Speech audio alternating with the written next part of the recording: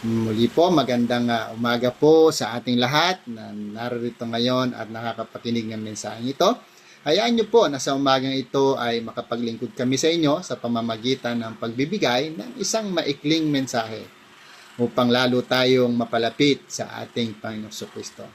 Bago ko po simulan ang pag-aaral sa umagang ito, nais ko pong sabihin sa inyo na ang ating Diyos ay napakabuti at ang ating Diyos ay nagpapagaling ng lahat ng klase ng karamdaman at lahat ng klase ng suliranin kapag ating ibinigay sa Kanya, bibigyan niya tayo ng karunungan kung paano ito ay marisolba. So sa umagang pong ito, hayaan mo na marinig mo ang awiting ito na nagpapatunay na kung tayo ay lalapit, magtatapat at maglilingkod sa ating Diyos, siya po ay kikilos sa ating mga buhay.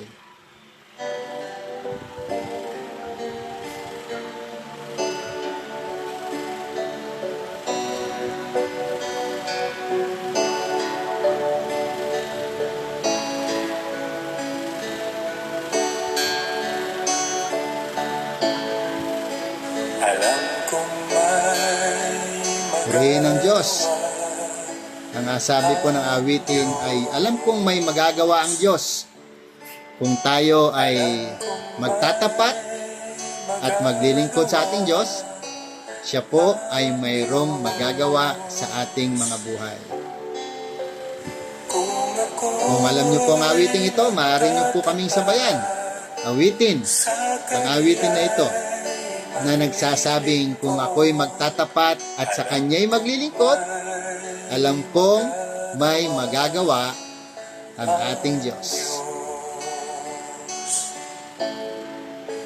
Alam kong diringgin ng Diyos ang Purihin ng Diyos, alam kong diringgin ng Diyos ang aking pagsamo. Hayaan niyo pong basahin ko ang kwentong ito mula sa aklat ng Lucas 8:43 hanggang 48. May isang babae roon na 12 taon nang dinudugo at hindi mapagaling ng kahit sino. Naubos na ang lahat ng kanyang mga ari-arian sa pagpapagamot.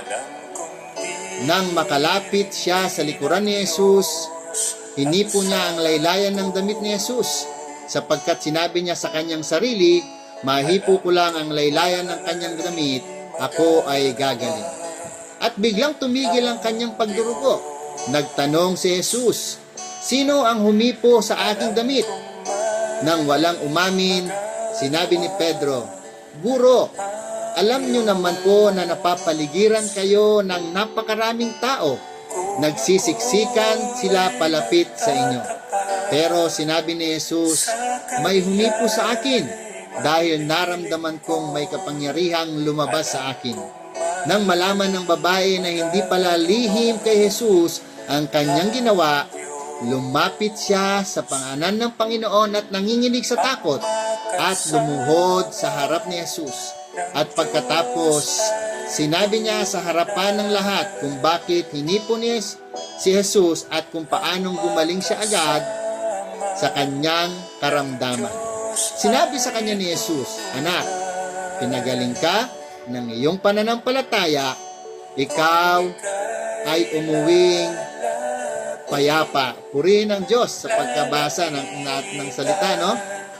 So, ulitin ko po, merong isang babae na meron ng karamdaman na napakatagal na, halos 12 taon na siyang dinudugo at walang sino man ang nakapagpagaling sa kanya.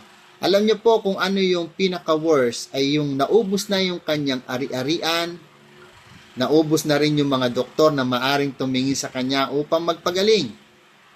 So wala nang pera, wala nang doktor, pero yung karamdaman ay nandoon pa rin. Isa siguro sa pinakamahirap na kalagayan ay yung gusto mong gumaling pero wala kang pera at wala na rin mga doktor na maaring makapagpagaling sa iyong karamdaman. Sa loob halos ng 12 taon, ang babaeng ito ay araw-araw na pinahihirapan, hindi lamang sa kanyang pisikal na pangangatawan, kundi kanyang emosyon at ang kanyang kaisipan. Araw-araw, ang sinasabi ng kanyang kaisipan, may karamdaman ka, na hindi gumagaling, ikaw ay malapit na mamatay. Subalit salamat sapagkat merong mga pangangaral ng salita ng Diyos nung kanyang kapanahunan. At narinig niya na ang pangalang Jesus ay nagpapagaling hindi lamang ng mga karamdamang simple, kundi mga karamdamang mabibigat at mga karamdamang wala ng lunas sa buhay.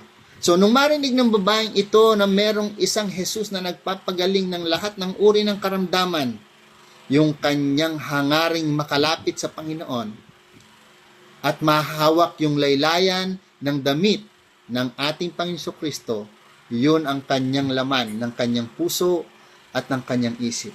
Meron siyang pananampalataya. Naghangad siya sa kanyang kalalagayan na mahirap, wala ng lunas ang karamdaman, wala ng pera na benta na lahat, at wala ng mga doktor na makapagpagaling sa kanya. Nagkaroon siya ng hangarin sa kanyang puso na makita ng personal at maranasan ang kapangyarihan ng ating Panginoon Kristo kung paano magpagaling ng lahat ng uri ng karamdaman, especially yung mga karamdamang wala ng lunas at hindi kayang gamutin, hindi kayang solusyonan ng pera o ng medisina.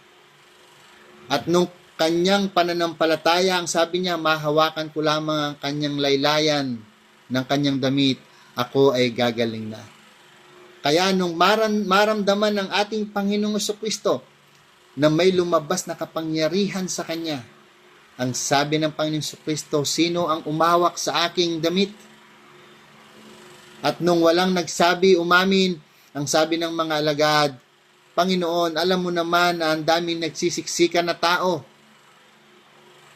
Sinisiksikan nila.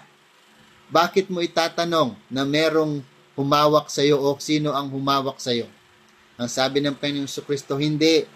Merong humawak sa akin sapagkat naramdaman kong may kapangyarihan na lumabas sa akin. Purihin ang Diyos.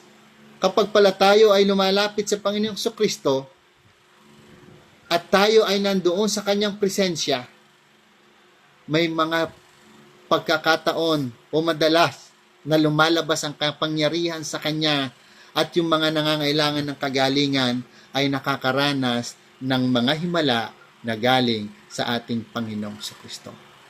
So sa umaga pong ito, gusto ko pong sabihin sa inyo, anuman ang sitwasyon ng iyong buhay, anuman ang suliraning meron ka, o anuman ang pasan-pasan mong kahirapan o karamdaman, mayroong pag-asa. Merong pag-asa. Sapagkat ang Diyos ay nagsabi, kung sino man ang lalapit sa Kanya, sino man ang magtatapat sa Kanya, sino man ang maglilingkod sa Kanya, ang sabi po ng awitin kanina, alam kong may magagawa ang Diyos. So sa umaga pong ito, gusto ko pong i-emphasize sa bawat isa sa atin, una, ang Diyos ay napakabuti. At ang nais ng Diyos ay meron siyang gawin sa ating mga buhay. So kung ang babaeng pong ito ay wala ng pag-asa sapagkat wala na siyang perang pampagamot sa kanyang karamdaman, wala na rin siyang mga doktor na malapitan upang pagalingin siya sa kanyang karamdaman, ito po ay isang napakabigat, napaka-hopeless na kalalagayan na maaring maranasan ng isang tao. Araw-araw yung sinasabi ng iyong kaisipan, araw-araw yung sinasabi ng iyong emosyon, wala ka ng pag-asa, malapit ka ng mamatay. Subalit, sa pamamagitan po ng pananampalataya at hangarin natin na makalapit sa paanan ng ating Panginoon Kristo, gaano man kabigat ang ating suliranin, gaano man kalala ang ating mga karamdaman, o kahit wala ng lunas ang mga karamdamang ito, ang Diyos ay may magagawa, may magagawa, may magagawa kung tayo ay lalapit, kung tayo ay magtatapat, kung tayo ay maglilingkod sa Diyos. Siya ay mayroong magagawa sa ating mga buhay. So hayaan niyo po na muli kong patugtugin ang awiting ito at nais ko kayong hamunin sa umagang ito. Sa umagang ito, nais kong buksan ang ating mga puso. Meron nga bang magagawa ang Diyos sa buhay natin? Gusto ko pong itanong ito sa inyo, gusto kong iwanan ang katanungan ito sa ating mga puso. Kailan tayo nagkaroon ng hangaring makalapit sa Panginoon para maranasan natin ang kanyang kapangyarihan? Kailan tayo humiling sa Panginoon? Sabi natin, Panginoon, meron akong karamdaman. Hayaan mong ako'y makalapit sa laylayan ng iyong damit at mahawakan ko ang laylayan upang maranasan ko ang iyong kapangyarihan. Kailan tayo nagkaroon ng hangaring makalapit sa Panginoon para maranasan natin ang kanyang kapangyarihan? Kailan tayo huling lumapit sa Panginoon at nanalangin, Panginoon, ayusin mo po ang aking buhay. Mga kapatid, kaibigan, kailan tayo huling lumapit sa Panginoon at humiling sa Kanya at nagsabi, Panginoon, ayusin mo po ang buhay ng aking pamilya. Kailan tayo huling nanalangin sa Panginoon at nagsabi mula sa kaibuturan ng ating mga puso, Panginoon, gusto kong maglingkod sa iyo. Mga kapatid, sa umagang ito, gusto kong iwanan ang katanungang ito sa inyo. Ang ating Panginoong Jesucristo, mga kapatid, ay naghihintay lamang na tayo ay lumapit sa Kanya, na tayo ay magtatapat sa Kanya, at tayo ay maglingkod sa Kanya upang maranasan natin ang Kanyang pagkilos, ang Kanyang pagyakap, at ang Kanyang kapangyarihan sa mga buhay natin. Muli po mga kapatid, isang pinagpalang umaga sa ating lahat. Naway ang mensaheng ito ay magbigay sa inyo ng pag-asa na kung anuman ang iyong nararanasan sa araw na ito, may karamdaman man, may problema sa pamilya, sa trabaho, sa emosyon, ang sabi ng Panginoon, lumapit kayo sa akin, kayong lahat na nabibigatan sa inyong mga pasanin, at kayo'y bibigyan ko ng kapahingahan.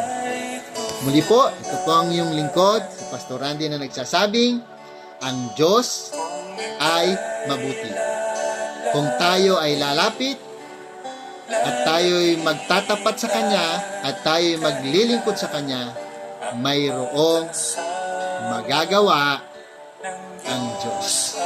Muli po, inaanyayahan po namin kayo sa darating na October 6, mula alas 9 ng umaga hanggang alas 11 ng umaga, dito po sa Green Breeze Phase 2 Clubhouse.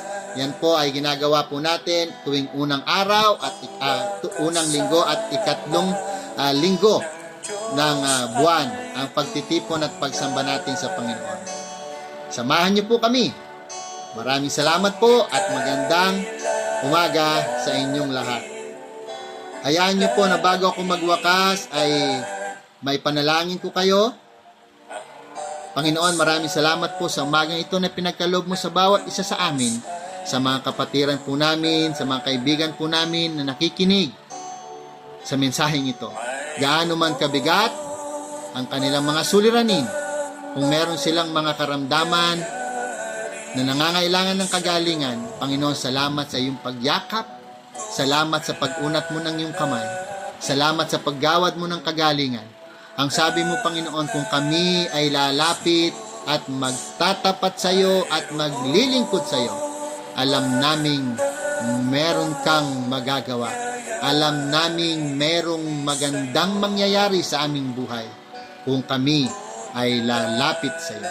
Salamat po sa umagang ito. Pagpalain mo ang bawat isa sa amin. Itong aming panalangin sa pangalan ng Ama, ng Anak, at ng Espiritu Santo. Amen. Amen. Muli po, magandang umaga at pagpalain po kayo ng Panginoon.